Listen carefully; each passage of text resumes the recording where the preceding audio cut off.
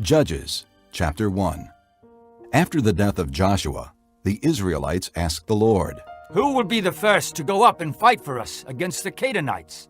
The Lord answered, Judah is to go. I have given the land into their hands. Then the men of Judah said to the Simeonites, their brothers, "Come up with us into the territory allotted to us to fight against the Canaanites. We in turn will go with you into yours." So the Simeonites went with them. When Judah attacked, the Lord gave the Canaanites and Perizzites into their hands, and they struck down 10,000 men at Bezek. It was there that they found Adoni-Bezek and fought against him, putting to rout the Canaanites and Perizzites. Adoni-Bezek fled, but they chased him and caught him, and cut off his thumbs and big toes. Then Adoni-Bezek said, 70 kings with their thumbs and big toes cut off have picked up scraps under my table. Now God has paid me back for what I did to them. They brought him to Jerusalem, and he died there. The men of Judah attacked Jerusalem also and took it. They put the city to the sword and set it on fire. After that, the men of Judah went down to fight against the Canaanites living in the hill country, the Negev, and the western foothills. They advanced against the Canaanites living in Hebron, formerly called Kiriath Arba, and defeated Sheshai, Ahiman, and Talmai. From there, they advanced against the people living in Debir, formerly called Kiriath Sepher. And Caleb said, I will give my daughter Achsah in marriage to the man who attacks and captures Kiriath Sepher. Othniel, son of Kenaz, Caleb's younger brother, took it. So Caleb gave his daughter Achsah to him in marriage. One day, when she came to Othniel, she urged him to ask her father for a field. When she got off her donkey, Caleb asked her, What can I do for you? She replied, Do me a special favor. Since you have given me land in the Negev, give me also springs of water. Then Caleb gave her the upper and lower springs.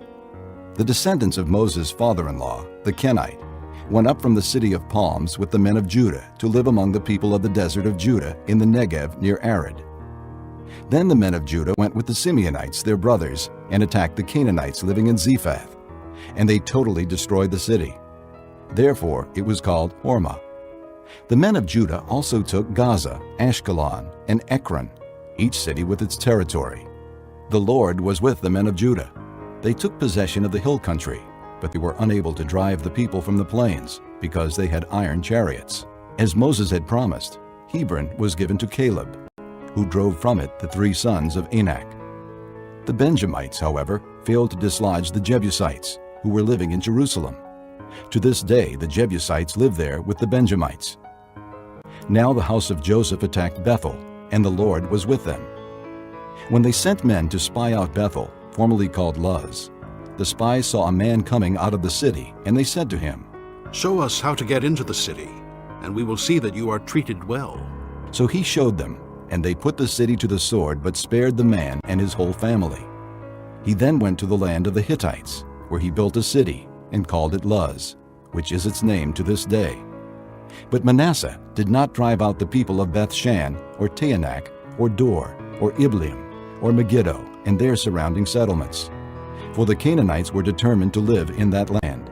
When Israel became strong, they pressed the Canaanites into forced labor, but never drove them out completely. Nor did Ephraim drive out the Canaanites living in Gezer, but the Canaanites continued to live there among them. Neither did Zebulun drive out the Canaanites living in Kitron or Nahalal, who remained among them. But they did subject them to forced labor. Nor did Asher drive out those living in Akko, or Sidon, or Alab, or Aksib, or Helba, or Aphek, or Rehob. And because of this, the people of Asher lived among the Canaanite inhabitants of the land. Neither did Naphtali drive out those living in Beth-Shemesh or Beth-Anath. But the Naphtalites too lived among the Canaanite inhabitants of the land, and those living in Beth-Shemesh and Beth-Anath became forced laborers for them. The Amorites confined the Danites to the hill country, not allowing them to come down into the plain.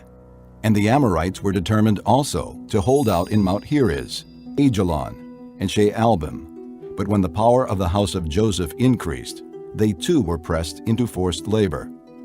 The boundary of the Amorites was from Scorpion Pass to Selah and beyond.